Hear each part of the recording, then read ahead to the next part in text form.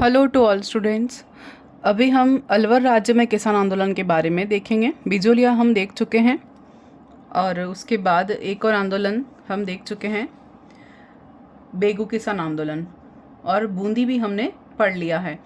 अब हम अलवर के बारे में देखते हैं। अलवर जो किसान आंदोलन था वो नीमू चढ़ा किसान आंदोलन के नाम से भी प्रसिद्ध है, जिसका नेतृत्व किया था माधो सिंह और गोविंद सिंह ने। इसका समय रहा था अक्टूबर 1924 और से नवंबर 1925 तक, यानी 100 साल पहले तक ये अलवर राज्य में किसान आंदोलन हुआ था। मुख्य दो स्थान थे, बानसूर तहसील और थानागाजी। ये दो मुख्य तहसील थी जहाँ पर ये आंदोलन हुआ था। इसका कारण भी यही था कि लगान की ऊंची दरें जो थी और भू राजस्व की ऊंची दरों जो थी, उनके कारण इनका आंदोलन शुरू हुआ था। स्थान था नीमूचढ़ा गांव अलवर, और रीज़न यही था भूमि बंदोबस्त प्रणाली, जो कि यहाँ पर 3 जो है अंग्रेज अधिकारी, उनके नाम आते हैं। उसमें से जो मुख्य है वो है NL टिक्को 1924। तो देखते हैं नीमूचढ़ा के किसानों की जो मांगे थी वो क्या थी कि राजपूतों की जोतों पर भू राजस्व घटाया जाए। फिर दूसरा था जंगली जानवरों को मारने की अनुमति दी जाए, जो कि सुअर थे, और सुअर के लिए फेमस था, जंगली सुअरों के लिए प्रसिद्ध था ये आंदोलन। और तीसरा है मंदिरों की ज़मीनों को जब्त नहीं किया जाए। जो ब्राह्मण थे उन्हें भी आंदोलन में शामिल होने के लिए ये एक अवसर मिल गया कि उनको मंदिरों की ज़मीनें थी उनको जब्त कर लिया गया था, उन्हें छुड़ाने के लिए उनकी मांगे थी।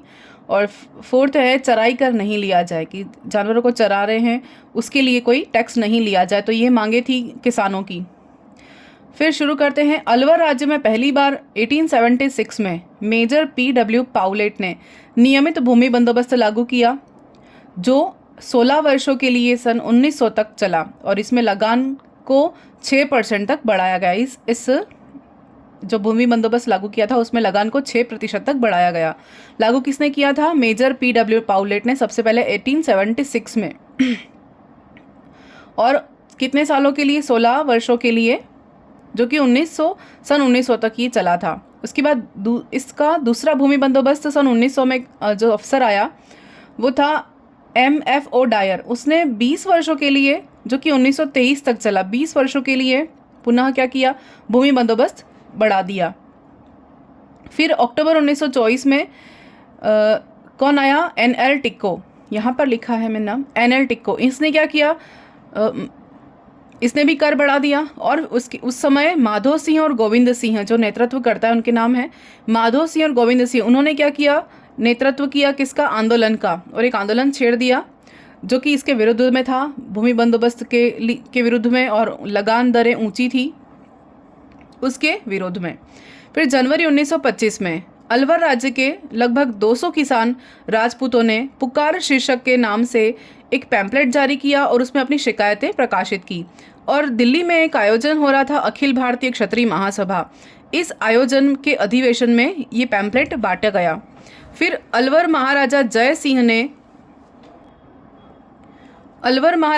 सिंह ने नीमूचढ़ा मामले की जांच के लिए जनरल रामभद्र ओझा की अध्यक्षता में गठित एक आयोग, जो कि 7 मई 1925 को की गई थी, उन्हें नीमूचढ़ा भेजा, और यह आयोग सार्थक नहीं हुआ। तो किसने? अलवर महाराजा जय सिंह ने इस जो घटनाक्रम था, इस घटना की, या ये जो आंदोलन हो रहा था किसान राजपूतों द्वारा, उसकी जांच के लिए किसे भेजा? रामभद्र ओझा को भेजा। उसकी अध्यक्षता में एक आयोग को भेजा। कब भेजा? 7 मई को। लेकिन ये आयोग सार्थक नहीं हुआ, उन्हें सफलता नहीं मिली। फिर नीमूचढ़ा हत्याकांड प्रसिद्ध है, इसके बारे में पढ़ते हैं। कब हुई थी? 14 मई 1925। इम्पॉर्टेंट है, 14 मई 1925। तो 13 मई 1925 को क्या हुआ? अलवर का सैन्य दल नीमूचढ़ा पहुंचा। कहाँ पर? बानसूर तहसील में, जो अभी कहाँ पर स्थित है? कोटपुतली बहरोड जिले में। फिर 14 मई 1925 को कमांडर छाजू सिंह के आदेश पर सैन्य दल ने क्या किया? मशीन गनों से नीमूचढ़ा गांव में जो सम्मेलन हो रहा था उससे वहां पर गोलियां दागी, और इस अभियान में कई लोग मारे गए, कई लोगों की मृत्यु हो गई। फिर देखते हैं ये नीमूचढ़ा किसान आंदोलन उसके बाद है मेव किसान आंदोलन। मेव आंदोलन ये भी है अलवर का ही। फिर राजस्थान सेवा संघ ने इस घटना की कहानी को 3 मई 1925 में तरुण राजस्थान के अंक में प्रकाशित किया। जो नीमूचणा हत्याकांड हुआ था उसे कहाँ प्रकाशित किया गया? तरुण राजस्थान में। किसने? राजस्थान सेवा संघ ने। कब किया गया? 31 मई 1925 को। फिर दिल्ली के रियासती अखबार ने इसकी तुलना किससे की? जलियांवाला बाग हत्याकांड से की, दिल्ली के रियासती अखबार ने। और गांधी जी ने इसकी तुलना किससे की? जलियांवाला बाग हत्याकांड से भी विभत्स बताया इसे, और इसे क्या बोला? दोहरी डायरशाही इसकी संज्ञा दी। दोहरी डायरशाही की या डबल डायरिज्म इसको कहा। किसने? गांधी जी ने कहा। इतने फैक्ट तो सबको पता होते ही हैं। फिर रामनारायण चौधरी ने इस हत्याकांड को क्या कहा? नीमूचणा हत्याकांड नाम दिया। किसने? रामनारायण चौधरी ने। उसके बाद अलवर राज्य के महाराजा ने नीमूचणा की घटना की जांच करने के लिए किसे भेजा? जनरल छाजू सिंह को भेजा, या जनरल छाजू सिंह की अध्यक्षता में एक आयोग को भेजा। उसमें कौन कौन थे सदस्य? लाला रामचरण लाल, सिविल जज और सुल्तान सिंह। ये तीनों का नाम भी याद रखना है, क्योंकि छाजू सिंह की अध्यक्षता में सदस्य कौन कौन थे और नीमूचणा हत्याकांड की घटना की जांच करने के लिए अलवर में किसे भेजा और किसके सदस्य कौन कौन थे, ये पूछा जा सकता है। फिर क्योंकि आरपीएससी से ऐसे क्वेश्चन आ रहे हैं ना, अभी जो बच्चे फाइट कर रहे हैं उन्हें अच्छे से पता है, जो दे रहे हैं एग्ज़ाम, कंटिन्यूअस कॉम्पिटिटिव एग्ज़ाम में लगे हुए हैं, उन्हें अच्छे से पता है। फिर इस हत्याकांड के विरोध में बम्बई के मारवाड़ी विद्यालय में 18 जून 1925 को सरदार वल्लभ भाई पटेल की अध्यक्षता में एक सार्वजनिक सभा की गई। इसलिए हमें डिटेल में पढ़ना ज़रूरी है। अब शॉर्ट्स नोट और छोटे छोटे फैक्ट्स याद कर लिए जो हमेशा पूछे जा रहे हैं, या सिर्फ डेट्स याद कर ली, नेता याद कर लिए, अध्यक्ष याद कर लिए, उससे काम नहीं चलेगा। फिर इस हत्याकांड में क्या हुआ था? इसके विरोध में बम्बई में कौन था?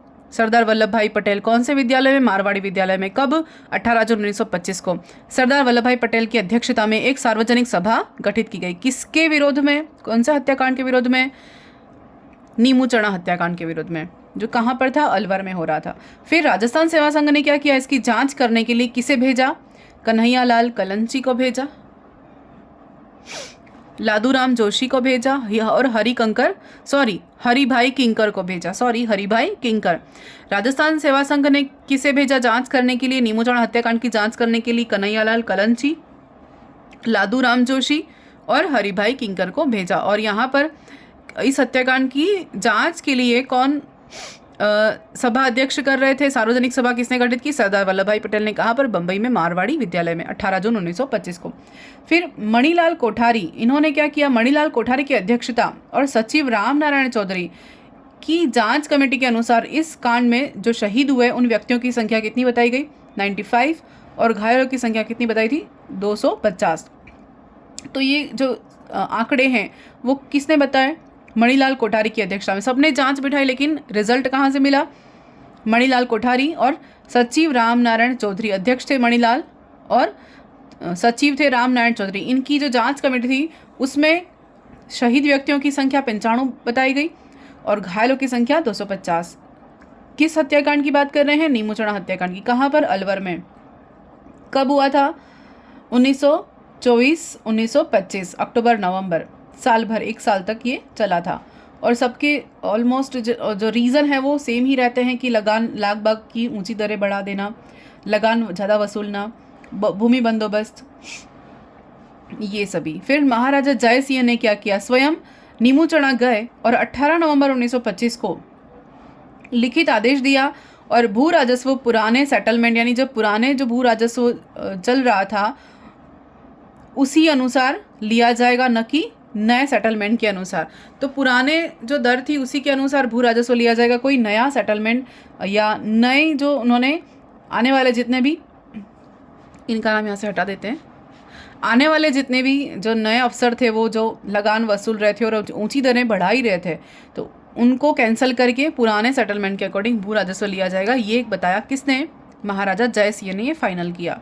तो ये अपना था नीमूचणा किसान आंदोलन अलवर का। अलवर में बहुत सारे आंदोलन है, एक तो हुआ नीमूचणा, दूसरा अपने पास है मेव आंदोलन, ये भी अलवर का ही है। इसके नेतृत्वकर्ता कौन थे? डॉक्टर मोहम्मद अली हादी। तो हम नाम ऐसे रट लेते हैं कि मेव किसान आंदोलन या मेव आंदोलन अलवर का, जो उसमें हादी और यासीन खां और साथ में है गुलाम भीख नारंग, तीनों का नाम याद में रखना है। डॉक्टर मोहम्मद अली हादी, यासीन खान और मोहम्मद भीख नारंग, ये तीनों का नाम हमें याद रखना है। फिर समय क्या था इसका? 1932 से लेकर 1934 तक। नीमू चढ़ा का समय क्या था? 1924 से 1925, जस्ट 100 साल पहले। फिर स्थान का क्या था इसका? मेवात क्षेत्र था। मेव से याद रहेगा अलवर, मेवात क्षेत्र। फिर कारण क्या था? 1932 में जारी अधिसूचना और रजिस्ट्रेशन ऑफ सोसाइटी के विरुद्ध इसमें आंदोलन शुरू हुआ। देखते हैं क्या है इस आंदोलन में। भरतपुर क्षेत्र के और अलवर क्षेत्र के, ये पहले एक ही थे, अभी बाद में अलग हुए। तो अलवर भरतपुर पहले जो थे वो एकीकरण के पहले की बात है, तो ये एक ही है।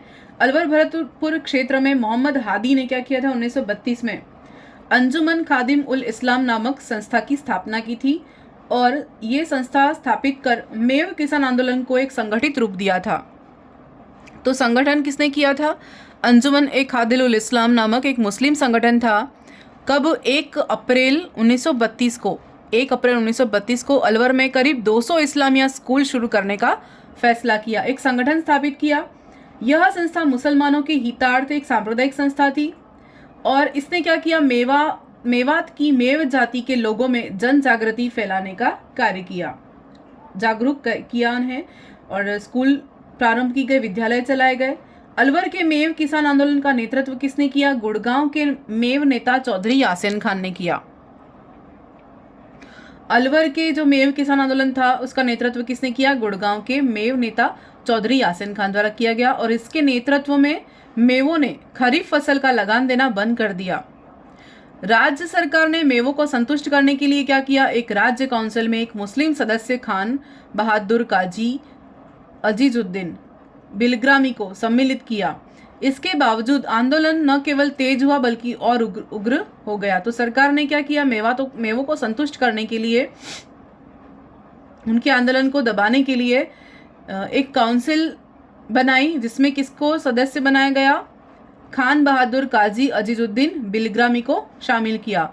लेकिन इसके बावजूद हुआ क्या? आंदोलन और उग्र हो गया।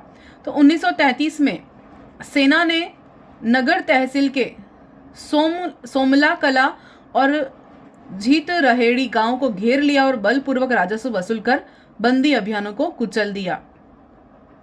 सेना ने किया ये काम।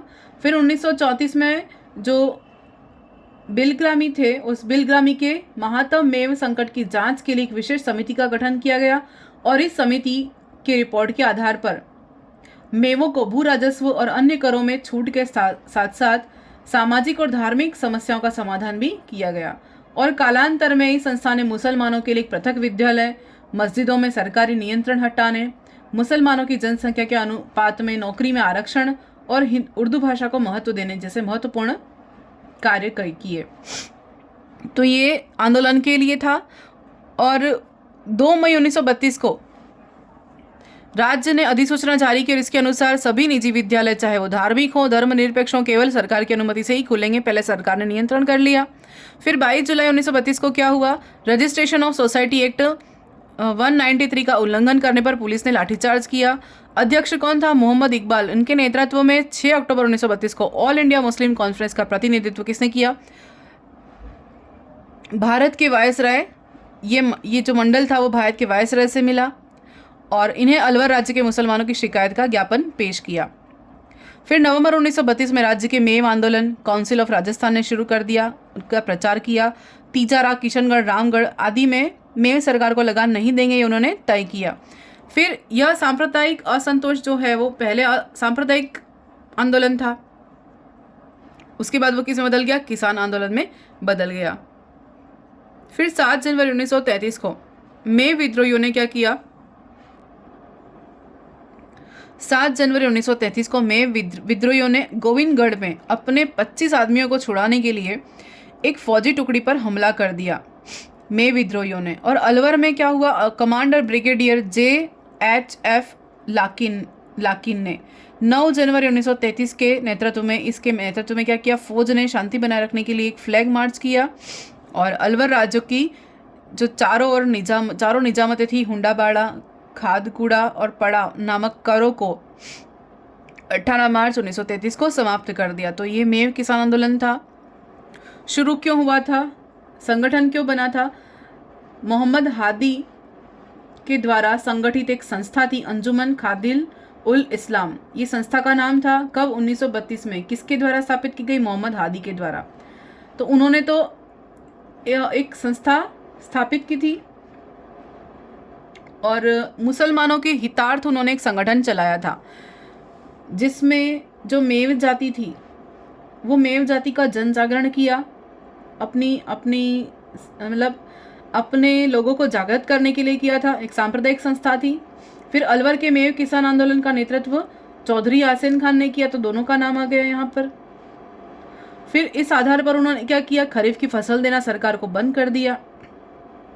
तो सरकार ने उन्हें संतुष्ट करने के लिए बिलग्रामी को शामिल कर दिया।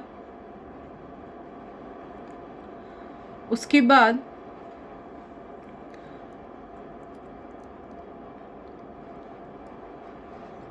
सरकार ने क्या किया, सरकार की अनुमति के बिना कोई भी विद्यालय नहीं खुलेंगे, इन्होंने विद्यालय शुरू करने का फैसला किया, लेकिन सरकार ने उस पर रोक लगा दी। फिर लाठीचार्ज हुआ, किसके द्वारा, पुलिस द्वारा। क्यों हुआ, एक एक्ट बना था, रजिस्ट्रेशन ऑफ सोसाइटी एक्ट 193, उसका उल्लंघन करने के कारण पुलिस द्वारा लाठीचार्ज किया गया 22 जुलाई को। और अध्यक्ष मोहम्मद इकबाल के नेतृत्व में 6 अक्टूबर 1932 को ऑल इंडिया मुस्लिम कॉन्फ्रेंस का प्रतिनिधिमंडल किससे मिला, भारत के वायसराय से मिला और इन्हें अलवर राज्य के मुसलमानों की शिकायत का ज्ञापन पेश किया। फिर नवंबर 1932 में राज्य में मेव आंदोलन काउंसिल ऑफ राजस्थान ने शुरू किया और प्रचार प्रसार किया और क्या कहा कि तिजारा, किशनगढ़, रामगढ़, ये जो भी हैं वो सभी मेव सरकार को लगान नहीं देंगे। यहाँ पर जितने बसे थे वो लोग, वो मेव सरकार को किसान नहीं देंगे। और इस तरह ये सांप्रदायिक असंतोष जो कि विद्यालय शुरू करने के, इस्लामिया विद्यालय शुरू करने के साथ शुरू हुआ था, वो किसान आंदोलन में बदल गया। फिर गोविंदगढ़ में फौजी टुकड़ियों पर हमला हुआ, किसने किया, मेव विद्रोहियों ने अपने 25 आदमियों को छुड़ाने के लिए 7 जनवरी को। उसके बाद कमांडर ब्रिगेडियर JHF लाकिन ने 9 जनवरी को क्या किया, शांति बनाए रखने के लिए फ्लैग मार्च किया और हवाई जहाज से पर्चे गिराए गए। शांति स्थापित करने के लिए हवाई जहाज से पर्चे गिराए गए। फिर अलवर राज्य की जो 4 निजामतें थी, उन चारों निजामतों में कर समाप्त कर दिया। कब, 18 मार्च 1933 को। तो इस तरह से आंदोलन का समापन हुआ। कब तक चला, 32 से लेकर 34 तक। फिर देखते हैं प्रजामंडल के नेतृत्व में अलवर किसान आंदोलन। अलवर किसान आंदोलन नेतृत्वकर्ता कौन थे, सत्यदेव विद्यालंकर। समय क्या था, 1941 से 47। स्थान क्या था, राजगढ़ अलवर। कारण क्या रहे, बेगार, लागबाग और भू राजस्व। 1 से 2 अप्रैल जागीर प्रजा माफी कॉन्फ्रेंस का आयोजन कर अलवर राज्य प्रजामंडल के अध्यक्ष शोभाराम कुमावत ने किया। किसका प्रारंभ, इसका उद्घाटन किसने किया, श्री सत्यदेव विद्यालंकर ने। प्रजामंडल के नेतृत्व में किसान आंदोलन, अलवर किसान आंदोलन। तो 1 से 2 अप्रैल क्या हुआ, जागीर प्रजा माफी कॉन्फ्रेंस का आयोजन हुआ। अलवर राज्य प्रजामंडल के अध्यक्ष कौन थे, शोभाराम कुमावत। इसमें क्या हुआ, किसानों ने राजगढ़ की मुख्य सड़कों पर कॉन्फ्रेंस में जुलूस निकाला और जुलूस में क्या नारे लगाए गए, जागीरदारों के जुल्मों का नाश हो, इसके नारे लगाए गए। फिर मास्टर भोलानाथ के नेतृत्व में 1943 में जुलाई में जागीर मुआफी गांव के 100 किसान अलवर के प्रधानमंत्री से मिले। प्रजामंडल ने संपूर्ण राज्य में दमन विरोधी दिवस मनाया। कब, 8 फरवरी 1946 को दमन विरोधी दिवस मनाया प्रजामंडल ने, अलवर प्रजामंडल। ये नेतृत्व अलवर किसान आंदोलन ही है, लेकिन किसके नेतृत्व में? प्रजामंडल के नेतृत्व में। तो अलवर प्रजामंडल भी यहाँ पर शामिल हो रहा है। फिर पंडित हीरालाल शास्त्री की मध्यस्थता से प्रजामंडल महाराजा के बीच, इन दोनों के बीच समझौता हुआ, प्रजामंडल और महाराजा के बीच। अंत में क्या हुआ? 10 फरवरी 1946 को आंदोलनकारियों को रिहा कर दिया गया। 1947 में नेहरू जी की सलाह पर दिल्ली में अंतरिम सरकार बनने पर इस आंदोलन का समापन कर दिया गया। फिर है भरतपुर राज्य में किसान आंदोलन। भरतपुर में नेतृत्व किसने किया था? भोजी लंबरदार। सबने नाम रट लिया होगा। और कब तक चला था? 1931 से 48 तक ये आंदोलन चलाया। कारण क्या रहा? बेगार के विरुद्ध भू राजस्व की ऊंची दरें इनका कारण रहा। भरतपुर किसान आंदोलन के लिए पढ़ रहे हैं।